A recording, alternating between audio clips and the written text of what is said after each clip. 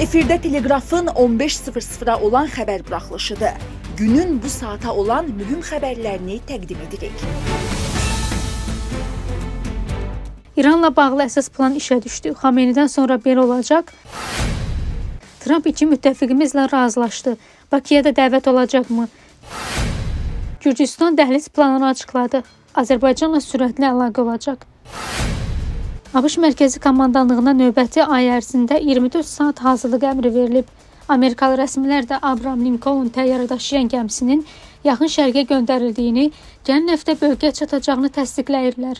Bu, İrana qarşı hərbi əməliyyat planının rəfə qaldırılmadığı deməkdir və son açıqlamalar fonunda belə fikir yaranır ki, Vaşinqton Tehranın edamlarla bağlı vədinə əməl etmədiyi üçün hücum ssenarini yenidən aktuallaşdırıb. Hərçənd bu söz güləşi prosesin görünən tərəfidir.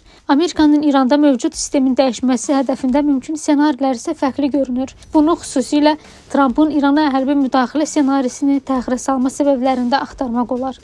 Trumpın yolda olan köməyinin gəlməməsinin 3 mümkün səbəbi müzakirə edilir. İranda hakimiyyətin edamları dayandırması vədi, Türkiyə, İsrail və Körfəz ölkələrinin hücuma qarşı çıxması, hərbi müdaxilə ilə rejimi dəyişdirməyin çətinliyi. İlk iki səbəblə müqayisədə üçüncüsü daha güclüdür. Xüsusilə İranda rejimin dəyişməsini ən çox istəyən İsrailin müxalif mövqeyini bununla əsaslandırması fonunda. Bu, ABŞ və İsrailin İranda rejimi dəyişmək planında iki mümkün ssenari üzrə hərəkət edə biləcəyini fikrini ön plana çıxarır. Birinci ssenari rejimin daxildən dəyişdirilməsi, ABŞ və İsrail nəticələrini proqnozlaşdırmağın çətin olduğu hücum əvəzinə post-Xameyni dövrünə hazırlıq prosesi ssenarisinə üstünlük verir. İranda Xameynidən sonra rejimin götürülməsi uğrunda qruplararası mübarizənin getdiyi bəllidir. Keçmiş prezident İbrahim Rəisinin bu mübarizənin qurbanı olduğu ehtimalları var. Birləşdirici fiqur olan Xameyninin yoxluğu, ölümü yaxud prosesdən kənarlaşdırılması mübarizəni şiddətləndirə və İranın xarici müdaxiləyə daha açıq hala gətirə bilər. Burada iki mümkün versiya görünür. İran ABŞ təmaslarında post-Xameyni dövrü ilə bağlı müəyyən razılaşmalar əldə olunub. İran ABŞ təmaslarında post-Xameyni dövrü ilə bağlı müəyyən razılaşmalar əldə olunub, yaxud müzakirə edilir. Rejim islahatlara gedir, nüvə proqramı və digər tələblər qəbul edilir. Əvəzində İranın bütövlüyü saxlanılır. Bu razılaşmada rejim daxilində müəyyən qrupun iştirak etdiyi istisna edilməməlidir.